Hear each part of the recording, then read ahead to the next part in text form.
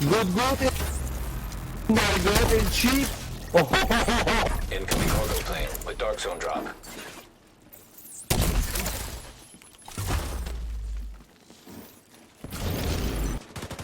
Oh, get him, man. Landmark engaged.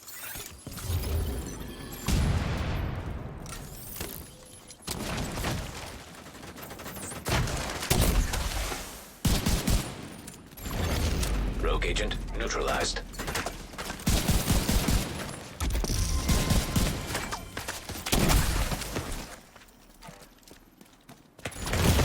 Rogue agent eliminated. Rogue agent neutralized.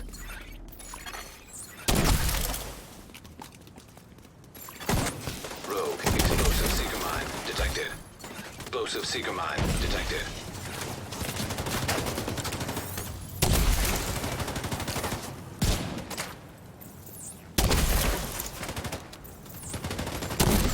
An agent needs assistance.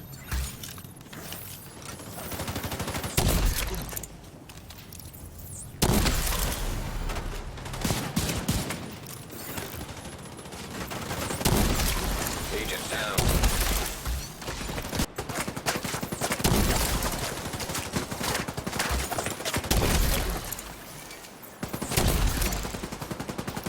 Nearby agent has gone rogue. Rogue agent nearby.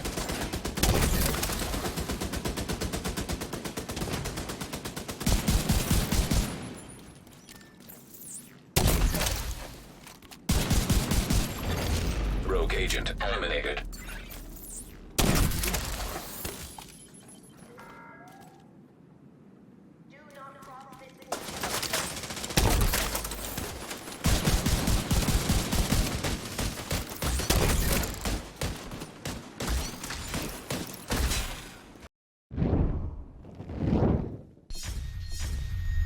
What's up agents, Patrick Wolf here. Welcome to another Division 2 build video. Today's video is going to be the Poison build. If you guys love the Oxidizer Chem Launcher and you have been looking for kind of a maximized build, the best way to utilize it, you've come to the right place. So let's get into the specialization, then we will go through all of the details of the build. But before we do, just remember guys that all these builds are templates for you to work upon and adjust to suit your own playstyles and situations, whether it be in a mission or in PvP. Remember that. Also, congrats to our winner, Paul Carson. He won the giveaway. I will send it to him. I have contacted him. He did reply to me. So we will send the figurine to him. So congrats, bro. We'll send it to you as soon as I can. So let's go through the specializations and then we can go through the build itself.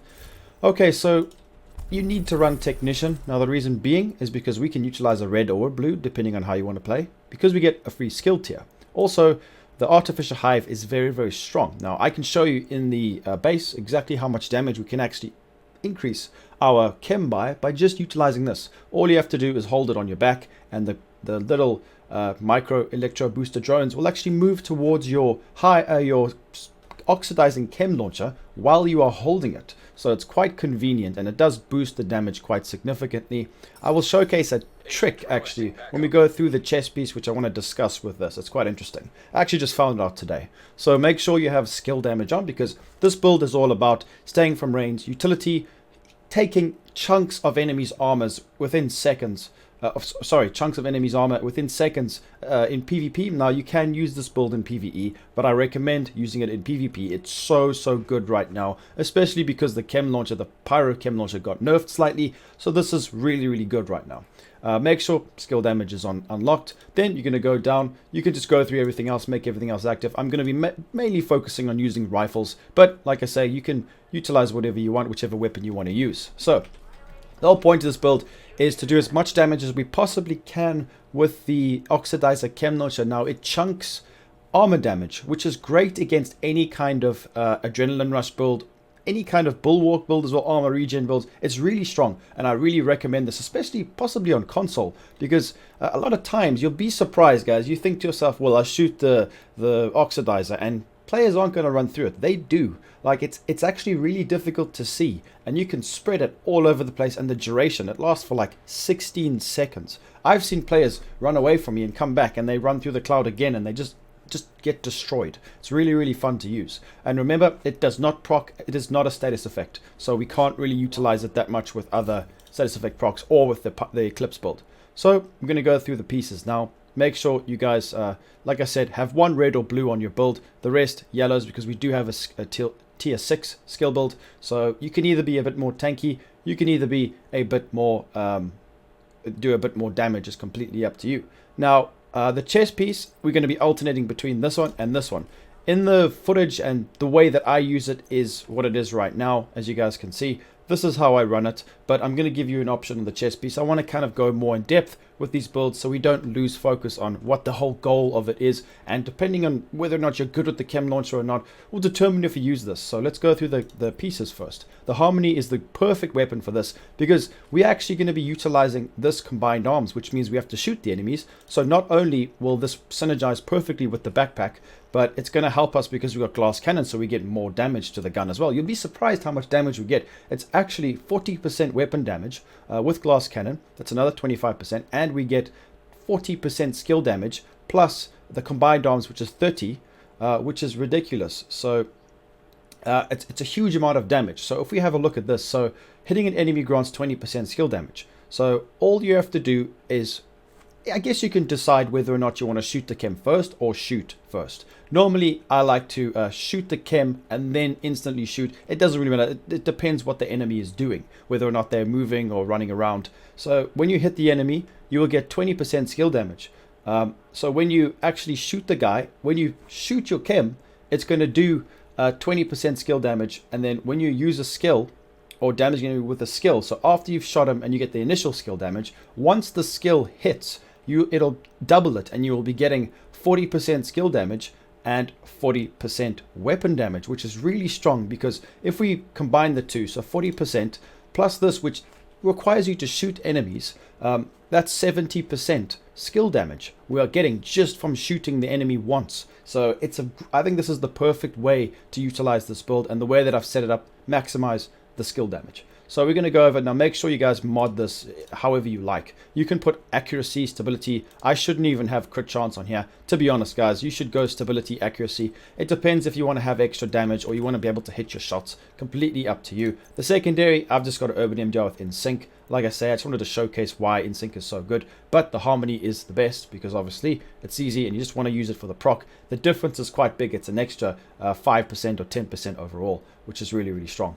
So once we've gone through the guns, we're going to go over the pieces. So we've gone for everything skill damage. Murakami, right? 3-piece, 10% skill damage. With the Hana U, 2-piece, 10% skill damage. With the Wyvern, 1-piece, 10% skill damage. So you kind of get the idea. Our chem launcher is sitting at, oxidizing chem launcher, is sitting at 60k, which is really, really strong. Now, I swapped it a bit because I was doing some testing, but here it is right here. So we want to mainly focus on using the oxidizer with the artificial hive. So if you guys pay attention, I'll explain and maybe go down to the base and show you exactly how this works. So we're going to go through each individual piece. So the Murakami mask is not the greatest. You want skill haste and skill damage on everything. That's it. Simple, end of story. And then when you actually mod your mask or your chest piece, you want to be honest, you want to put skill duration rather than skill haste. But it depends how you want to play. Do you want to spam your chems?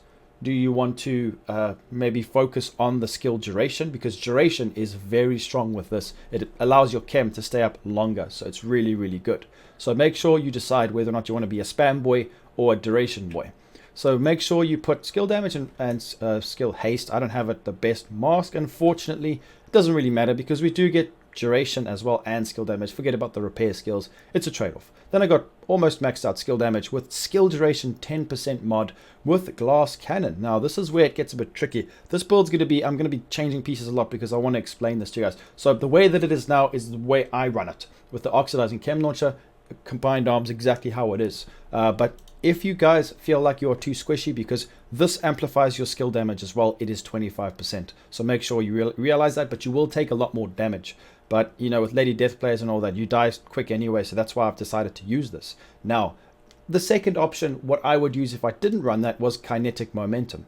When in combat, each skill generates a stack while active, not on cooldown. Now, here's the interesting part, okay, guys? So, It stacks increase your total skill damage up to 15%, so you'll only get 15%. There are other ways to get more skill damage by staying in cover. There's other different types of talents, but this one is the best because you can just run around and still get the stacks. But here's the thing. When you use kinetic momentum with a skill like a chem launcher, which when you fire it, it takes up the buff, then while it's on cooldown, you cannot stack the buff again. It's very difficult to use it. It only really works every now and again. So what happens is when in combat, each skill generates a stack while active or not on cooldown.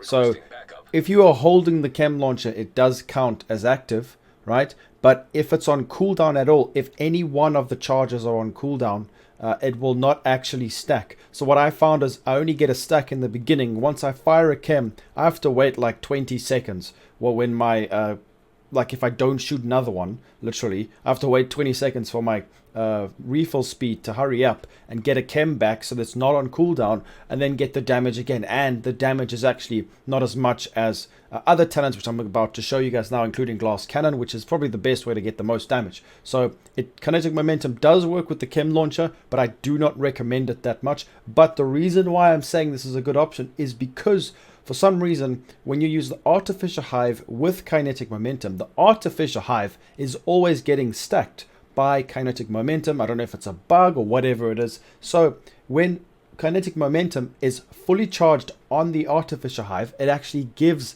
the oxidizing chem more damage, which is ridiculous. I think I got about 266k as opposed to 300 and something with what I have now currently with the glass cannon. But you can increase the damage of your oxidizer by running kinetic momentum and buffing the artificial hive. I don't know why. Maybe you guys can explain to me in the comments, but I did do a lot of testing and that's what I found. There are quite a few options here. If we go to the chest piece, you can also use Overwatch. After staying cover, increases you and your allies' total weapon and skill damage. That'll be 12%. That is another option, probably more consistent than that other one that I showed you now, than kinetic momentum, because of the fact it doesn't work with the chem launcher very well. And then, yeah, that's pretty much what I would be using. There are other options, but I would recommend that. Spark, if you want to maybe go maybe more weapon damage, if you want to do more damage with the gun, it's completely up to you guys. Spotter is also an option. It no longer stacks, so this is a very good way, but remember, you're going to have to put the linked laser pointer on, which could actually work really well. There are a few options, but it's not as much damage as glass cannon. That's why for me, I play very carefully, but you can use all of these. Remember, spotter got fixed, but it only got the damage reduction on the skill damage. It still has the normal amount, so just remember that. Okay, so let's go over the rest of the pieces, then we can go to the firing range so I can show you guys everything. So the knee pad, the holster is going to be Murakami again with skill damage, skill haste, very nice piece. This is a must-have, the Hunter U Corporation Force Multiplier Backpack. Skill haste, skill damage. This gives us the two-piece Hunter U, skill haste and skill damage. Perfect. Perfectly combined arms. Shooting an enemy increases total skill damage by 30%. Like I said, it works great with the Harmony because you'll be getting that 70% skill damage. So make sure you guys utilize that. We're going to move on to the next piece. Now, I don't have a mod slot, a red mod slot I've put on. I'm not really bothered by that. You guys can if you want. I don't focus too much on firing my weapon, but trust me, you can get a good amount of damage, especially because we've got a red and glass cannon. You'll be surprised. Then on the gloves, skill damage, skill haste, one piece wyvern skill damage, knee pads, Hunter U. It's a bit annoying because I don't have skill haste on the knees. Oh well, I need to get a better knee pads and a mask, but it's always good. It's always good to be able to min-max your build. Got some work to do. Artificial hive. So when you guys want to mod this, remember this does give us a buff which buffs the damage of the oxidizer. So when you mod it, just go for duration, health. It doesn't really matter, to be honest. Range, it's going to be on your back. It'll never run out. So the oxidizer chem, let's go through it. I've got 60k PvP damage, which is really high. You'll be surprised. It's actually pretty good. The cloud duration is nice. It works really, really good. Radius would be nice as well. We are tier 6. Overcharge could be an option, but it's a bit clunky. Especially in PvP, it doesn't last long. But the damage is huge. Now, it releases a cloud of corrosive gas that damages enemy armor, skill proxies, and causes damage over time. So this is really good as well, because if players throw down skills, this actually damages the skills fairly well. So let's go over the stats. The damage, you guys won't believe how much damage this can put out. I'll show you now. We're going to go through it. If you guys want to pause the video and have a look through some of the details. But I'm just going to go over here where it's important. Skill haste is just under 70%. Very, very nice. We've got some massive damage here as well. So let's go down to the testing range so I can quickly showcase this to you and give you how I generally use it. I know I had some footage. Let's put it on heroic. I had some footage from the beginning. Hope you guys enjoyed it. It was a lot of fun. I only got the footage in one day, so you can imagine if I spent more time using this build, maybe waiting for better clips, it could have been way, way better, but I think it's great. So, like we said before, now that I think about it, I actually think it would be better to fire your weapon first. So, hitting an enemy grants skill damage already, and then once you hit the guy, it's going to be 20% plus 30. So that's 50% by just shooting him once. You only get 3 seconds because of the force multiplier. So it's going to be 50%, and then when the other one kicks in, it's obviously going to be even more. So it just depends how you look at it. So let's have a look and see. We're going to fire away, and then we're going to shoot the chem. As you guys can see, we're hitting just under 500k damage. That's 529k damage. It's absolutely wrecking. This is on heroic as well, and that's one chem. It's still up. It's actually still up currently, guys. That's crazy. You can do a lot of corrosive damage, and it's a lot of fun. Like I said, this is a PvP build, but we are hitting a lot of damage with the gun as well. Look at that, and it just stays up the whole time. The skill duration. Now remember, don't worry about the skill haste because in the range it can be bugged a bit because I got 500%, but over 500,000 with the NPCs, so you can use this in PvE. It's really, really strong, and I recommend you guys give it a shot. But yeah. Let's have a look at more of the buffs just to get a better idea. So as you can see, when I pull it out, do you see the buff is active? So without the buff, we're hitting 215k, and then with the buff, so let's have a look here. So let's throw the hive. I want to give you guys an idea of exactly how this works. So without the artificial hive, without any kind of damage buffs, we are hitting 215k. As soon as I get procced by the artificer, it's 309k. So it's a huge increase in damage. So it's definitely a must use. So don't forget to utilize that. And then as you guys can see, there we go. Both buffs are active. So it procs it way better. So it depends how you play. And you actually, to be honest, you actually kind of have to pay attention to this build. You can't just go on willy-nilly. Like if you see there, look how long the buffs last for. It's not a lot of time. So you got to have to be on your feet. You got to have to try and do your best to actually proc the damage. But look at that, we're hitting 352k to the body, which is quite impressive if you ask me. So if we do it, for example, without any buffs here, 215k, alright? As soon as we tap him, it's big damage. But I want to try something else. So 215k, let's shoot the NPC first, and then see what the buff does. So we're going to shoot him first, swap it, 334. 257. So that's a lot of damage there. I enjoy the way that this works, and it's a lot of fun to use. So if let's put this on here just to get a better idea, because to be honest, the numbers are jumping all around and they are still ticking. It's actually quite scary. Let's do this again. So now it's invulnerable. So as soon as we proc a shot, hold on, let's do it without it. So if we shoot with the artificial hive, it's 309k. As you guys can see, it does last for quite a long period of time.